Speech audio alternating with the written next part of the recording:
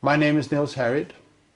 I have a master and a PhD in chemistry, and I'm associate professor at the University of Copenhagen, and I have been so for almost 40 years. And I'm 65.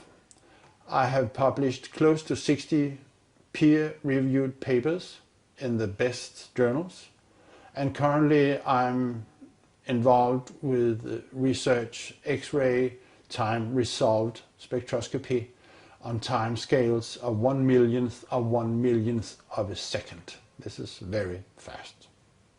About 3.5 years ago, I saw accidentally Building 7 going down on a DVD, which was a recording from Stephen E. Jones' lecture he gave on Brigham Young University. And that caught my attention immediately because, for one thing, I have never heard about this building before, and second, I couldn't understand what was going on because apparently it collapsed with no reason at all. So that, as a scientist, I'm trained to trying to understand what's going on around me, and I couldn't understand. And from that day, I have not had any free time because later on, I started looking into it. I started working on the local scene in Copenhagen, Denmark, and I got involved with a team of scientists, which also counts Stephen E. Jones, Kevin Ryan, etc. A total of 9 people, and in a kind of research investigating the dust from the collapse on south of Manhattan.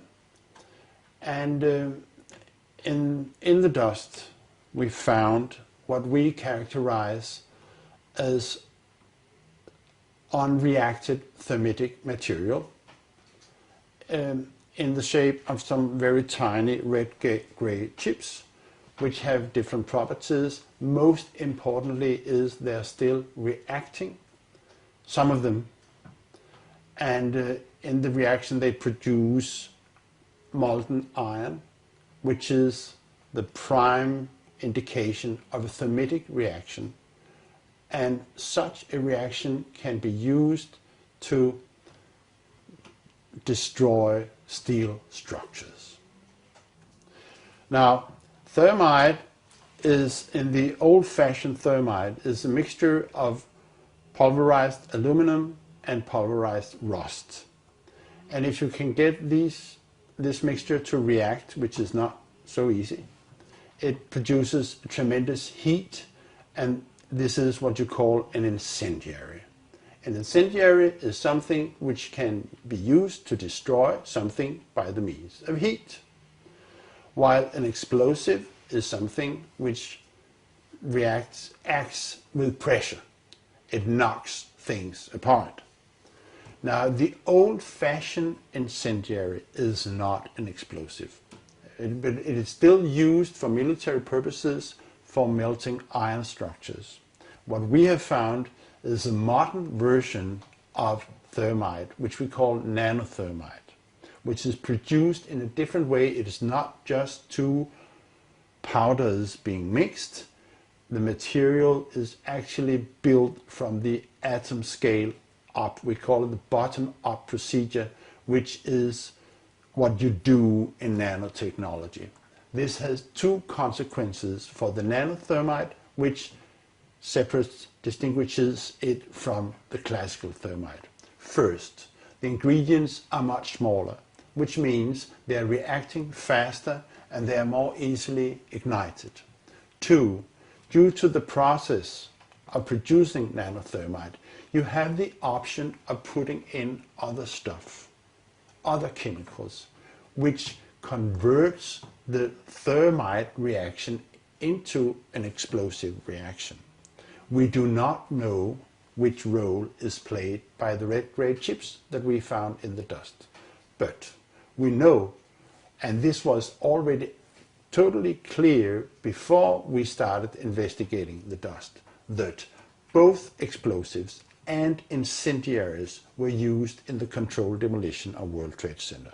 This is quite obvious because of other observations. the molten iron and other findings in the dust, that both explosives and incendiaries were used. Now, where the red grade chips fit into this picture, we do not know. There's been much speculation about this, in particular because the nanothermite is a very versatile material which can be used in different configurations, and people have even speculated maybe it was sprayed on the structure and stuff like that.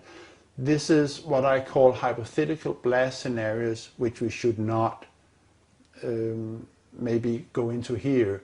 One point I wish to make, though, is that recent work by David Chandler, where he is looking very closely at the collapse of the South Tower, World Trade Center, reveals that the fragments which are being, which is coming out of the tower, obviously being kicked out by an explosive action, are rocket fragments. For once, they have a trail of a white trail after them, which could be aluminum oxide, which is a product of the thermite reaction.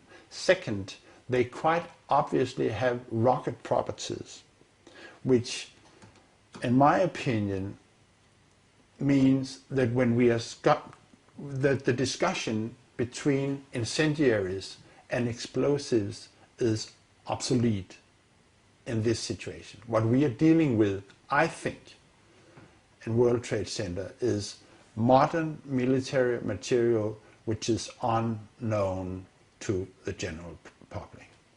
And the red grade chips, the unreacted nanothermite that we have found in the dust, is just an indication that there is something wrong. It shouldn't be there. But my feeling presently, we are recording this in 2010, is that we haven't heard the whole story yet. The findings of the nanothermite in the dust is an unambitious proof that something was going on September 11th, which was unusual. And it is a finding which cannot be accounted for by any other explanation, any other process going on than this was deliberately put in the towers for the purpose of bringing them down. As a consequence, we are demanding, and I as a scientist, that a new investigation, when it comes, and it will come, should also encompass in looking for remaining explosives and thermitic material in the dust by the National Institute of Standards and Technology. Thank you.